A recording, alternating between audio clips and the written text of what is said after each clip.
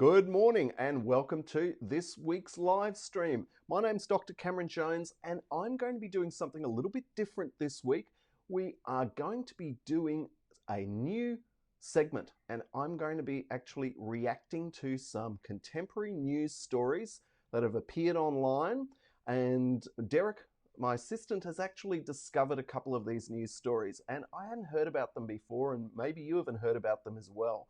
And I found them really interesting. So what I did is that I wanted to actually see what happens to emulate really what all of us go through when we look up something new online and find some new information. And in a sense, I've created these reaction videos because this information is in fact interesting. I'm curious about it. I hope you'll be curious about it too. And it's really a type of really a more laid-back way of introducing some impactful ways that science and information affects us in our everyday life. And to kick this off, I'm going to be talking about these Discovery Garden little pots and about some unexpected things that happened to quite a number of families when they've gotten this home. In any case, I'm going to kick off my reaction video now, and stick around, and we've got some really interesting things about some extremely toxic fungi that have been discovered for the first time in Queensland that can actually kill you on contact.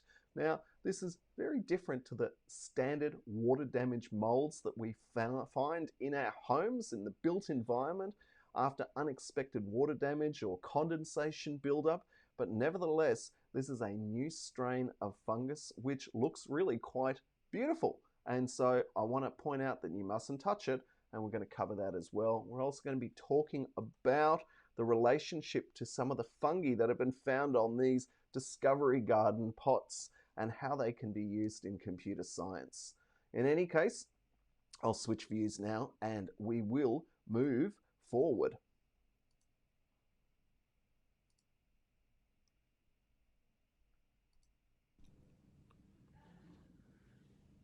Okay, good morning. My name's Dr. Cameron Jones, and I'm going to be doing something regularly on this live stream each week.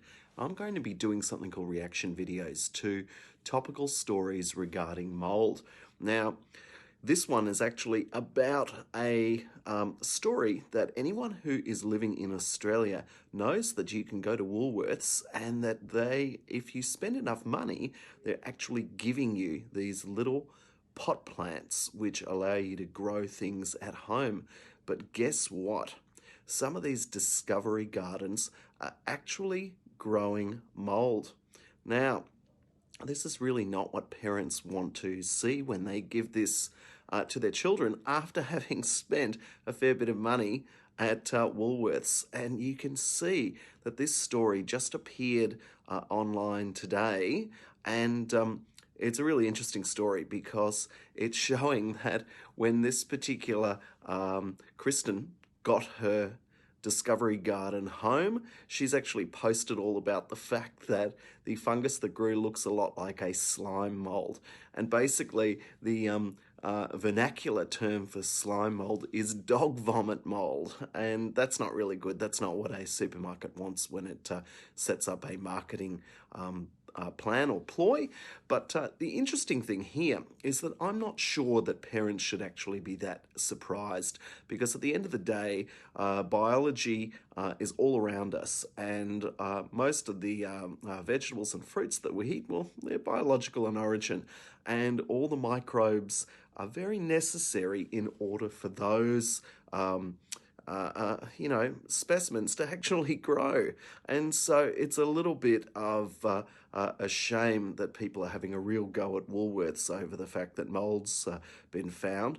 But it does point towards the fact that perhaps the soil that was used in these little pot plants, come on, refresh, when these were actually prepared, might have needed to be treated in a different way, because it could be just the normal microflora, but then again, it might not be, and this might have been actually introduced when all these little pot plants were distributed around Australia. Anyway, it'll be interesting to follow this news story and see where it goes, to see whether or not other parents and families have discovered mould in the pot plants. In any case, that is my first reaction video to this particular news story. Okay, well, I've just opened up one of these discovery gardens. I must say, my daughter loves these. She's got quite a few of them at our house. However, none of them have grown yet. I wonder if the reason for the mold is that when this soil was actually manufactured or compressed, obviously soil has millions and millions of microbes in it anyway. But it could well be that there is an overabundance of yeasts or fungi that were actually introduced during the manufacture. So I didn't look at her when she was watering these, but that could be the case. Nevertheless, it'll be interesting to follow this news story and see where we're at. I now want to move on to some of the positive things to say about slime mold. Because this is a really interesting microorganism. So just because it's been found on these discovery pots, that's not necessarily a bad thing. And I bet there's some science teachers out there who are going to take advantage of this and probably go looking for slime mold. So take a look at this next video and you'll see some of the really interesting things that slime mold can do. So if you've just tuned in, I'm talking about slime mold. And the reason I'm talking about slime mold is that one of our supermarkets, Woolworths, has been distributing these little pot plants. And some people have been noticing that rather than growing fruits and vegetables as they were intended to, mold is forming instead on the surface of the soil. In any case, that got me thinking. And Derek, my assistant, pointed this story out to me today. And I wanted to review what exactly a slime mold is, because it's quite a bit different to the indoor water damage molds that I normally talk about. And I'll take you back to this news story from Wired magazine that came out in 2018, because it highlights some of the things that slime mold is really good at. And in fact, this particular fungus is certainly being extensively investigated worldwide, because it seems to have this very significant ability of being able to find the shortest path between a whole lot of food resources. And this is actually called the traveling salesman problem, and it is really an interesting area of computer science and mathematics, actually. But the way it's able to do this is because the slime mold, like a lot of fungi, extends through space and ramifies using a series of tubes called the hyphae or the mycelium. And what these scientists have done, and I suggest that you probably look up this article yourself, is that essentially the colony will form, and there are those yellow dots in the center of the screen, and it will ramify out and branch. Now, when it actually does this, when the scientists set up a controlled environment, they use a food material, in this case oat flakes, that the slime mold really loves to eat, and they set these up to mimic the locations of train stations. And they did this for a map of the Tokyo rail network. I think that's it in this particular paper, yes, and the review of it. And what they have discovered, I move through here, is that the slime mold is able to find the shortest path. And this is a really elegant example demonstrating the ability of lower microorganisms like fungi to actually carry out very complex spatial network resource location tasks. And, I think that this is a really elegant and beautiful example of information processing in biology. And For everyone who is concerned about slime mould appearing on their little tubs of containers from the supermarket, make no mistake that you better not eat it, but just give some thought to the fact that these microorganisms are really going about exploiting the hosts that they find themselves on, and bear in mind as well that slime molds are really an interesting fungus because they are able to solve very complex problems that engineers have had to solve. And it's a really great example of showing how other living systems can mimic often the intelligence seen in human beings.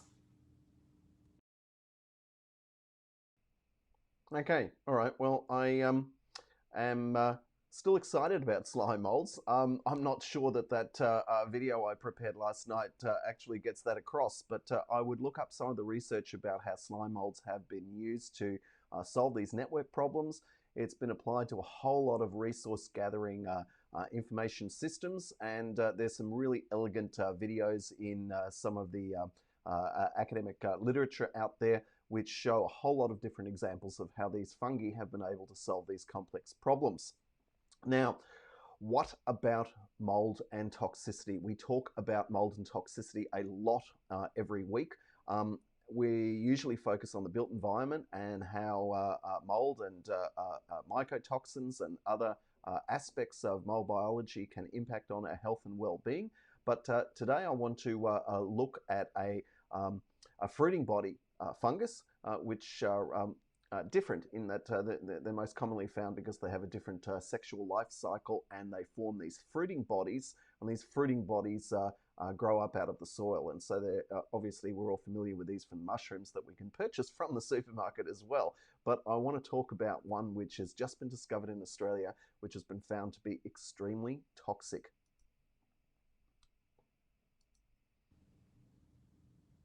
Okay, this next story is about a deadly brain shrinking fungus that has recently been found in far north Queensland. And again, Derek, thank you for bringing this story to my attention. After you sent me this text a couple of days ago, on October 3rd, I started seeing other people posting about this on Facebook. And it's a really interesting story because I've never heard of deadly brain shrinking fungi before. And when I looked at the pictures, I'm just going to scroll down here and show this to you. It's really pretty. In any case, this is apparently called a poison fire coral fungus, and it was found in tree roots by a photographer while exploring the rainforest in and around Cairns.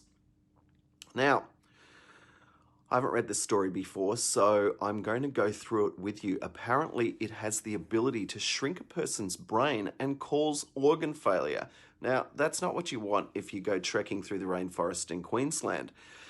Its morphology, or what it's like, it has a horn-like fruiting body, and it is regarded as one of the deadliest species of fungi in the world, although it's never before been found in Australia, and it is traditionally found in the mountains of Japan and Korea. Now, James Cook University confirmed that it was the first record of this particular fungus found in Australia, and that is definitely important. Now, what else does this article say from the Brisbane Times?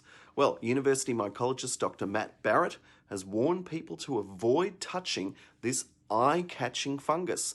And it certainly is eye-catching, and I must say, it resembles, in colour at least, the famous Pycnoporus cinnamomyrus that I did my PhD on, and a whole lot of other scientists have also examined due to its ability to make lacase, enzymes, and break down cellulose and lignin. In any case, this fungus has got other abilities, and unfortunately they're not beneficial to breaking down lignin, and unfortunately they can actually kill you. So you need to be very, very, very careful of fungi that you find out in the wild, and certainly don't eat them.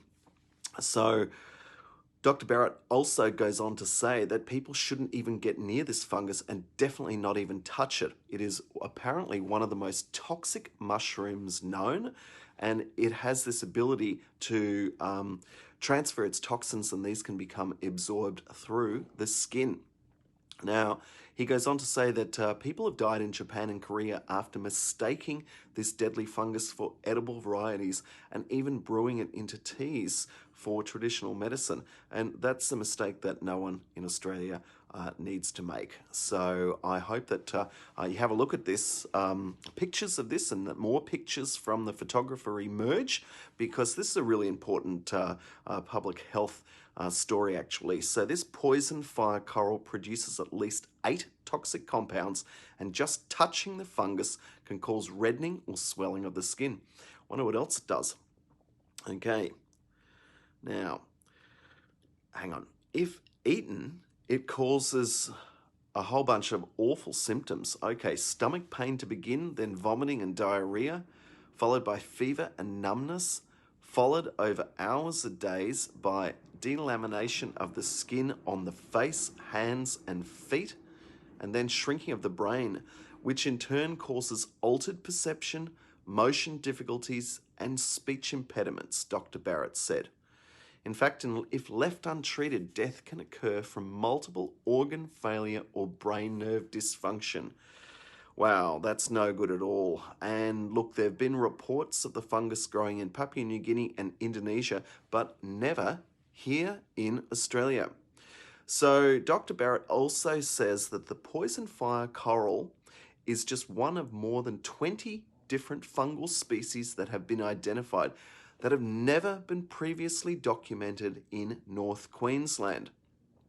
And he's also emphasising that it's very interesting that they have discovered this in far north Queensland, because it is a medically important fungus.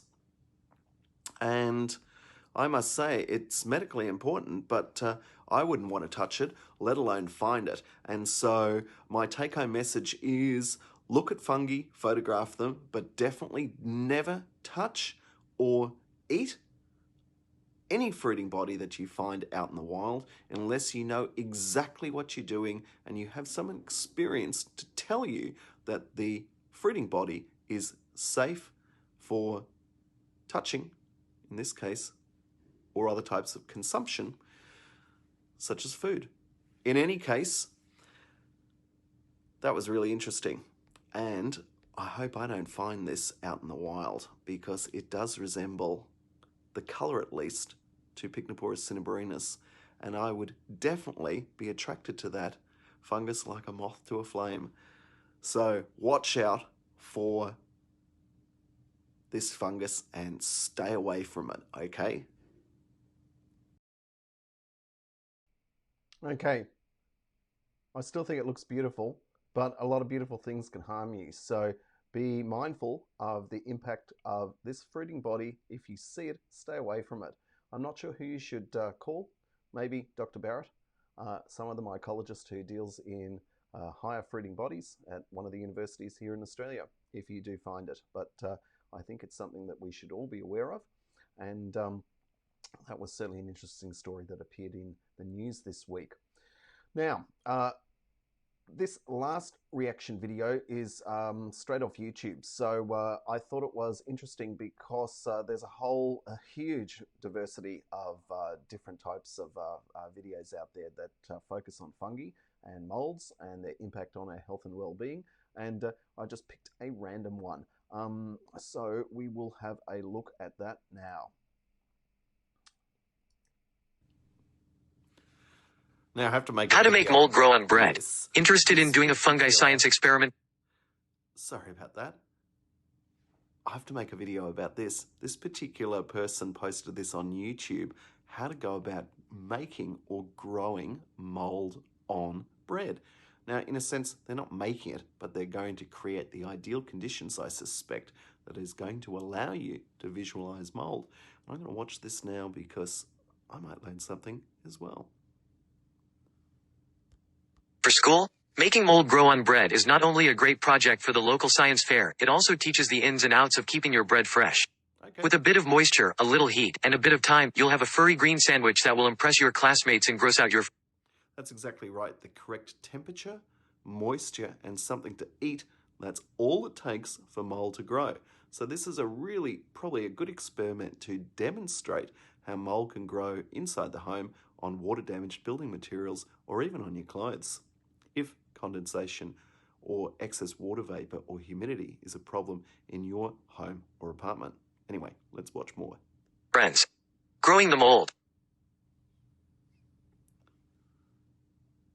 Okay. Gather the necessary materials. To grow mold on bread, you will need to collect the following materials: a slice of bread, any kind, a sealable plastic bag, a spray bottle, and water. You can use any type of bread, but know that store-bought sandwich bread contains preservatives and will take longer to grow mold. Fresh bread will grow mold faster. A spray bottle is not entirely necessary, but it is an easy way to evenly coat the bread in a fine mist of water. Fill the spray bottle with water. Just like if your new home is undergoing construction and there's a long delay in the roof going on, for example, you might get a whole lot of unexpected water affecting your timber flooring or frame, and that's definitely not a good thing. Before beginning the experiment, if you don't have a plastic bag, you can replace it with some other sealable clear container. You want it to be clear so you can observe the mold growth, and sealable to contain the mold.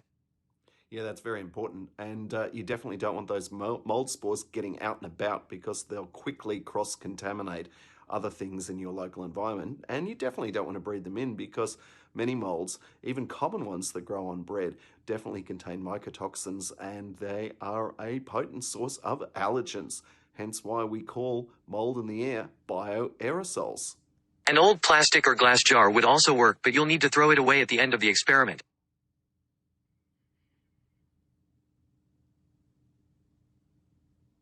Spray the bread with water. Using the spray bottle, lightly spray the piece of bread with a coat of mist. You don't want the bread to be soaked, you just want there to be some moisture to stimulate the growth of the mold. One spray is sufficient. Alternative methods for keeping the environment moist include placing a wet paper towel in the plastic bag with the bread, sprinkling some water over the top of the piece of bread, spraying the inside of the bag instead of directly on the bread. And the reason you do this is that mold requires moisture.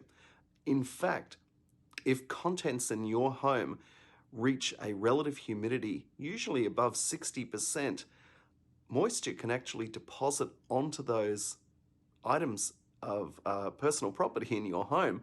And then you can see this experiment come to life on your personal property, not just on the bread. Seal the bread in the plastic bag. Place your moistened piece of bread into the plastic bag and seal it closed.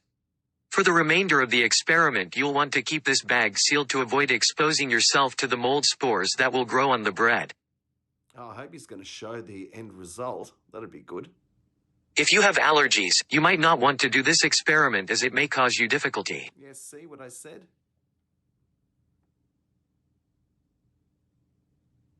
Store the bread in a damp, warm area. Mold thrives in warm environments with moisture in the air. Mold Yep. What did I say? is a heterotroph, so it does not need sunlight to create food. It gets food from the bread itself in the form of starch, which is broken down into smaller sugars. Using enzymes. This is why mold often grows in dark, damp areas such as basements. We've definitely seen that. Definitely, and I've talked about this a lot on this show. Observe the mold growth. Make daily observations of your bread and track the growth of mold. It should take around 7 to 10 days before you will be able to see significant growth on the bread. You could see growth as soon as 5 days, depending on the type of So the bread's basically like a Petri plate. bread you used. Remember, fresh bread will mold faster than store-bought bread containing preservatives. If you notice the bread has dried out, start over with a wetter piece of bread instead of adding water to the bread. Mold spores can cause allergic reactions and respiratory problems. Some mold contains mycotoxins, which can cause neurological problems or even death. Wow. We know that, but that is very important that you brought it up.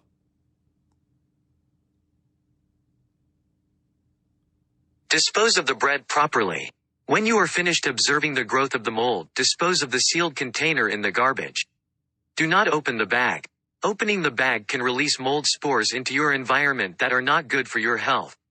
Wash your hands every time after you have handled the bag.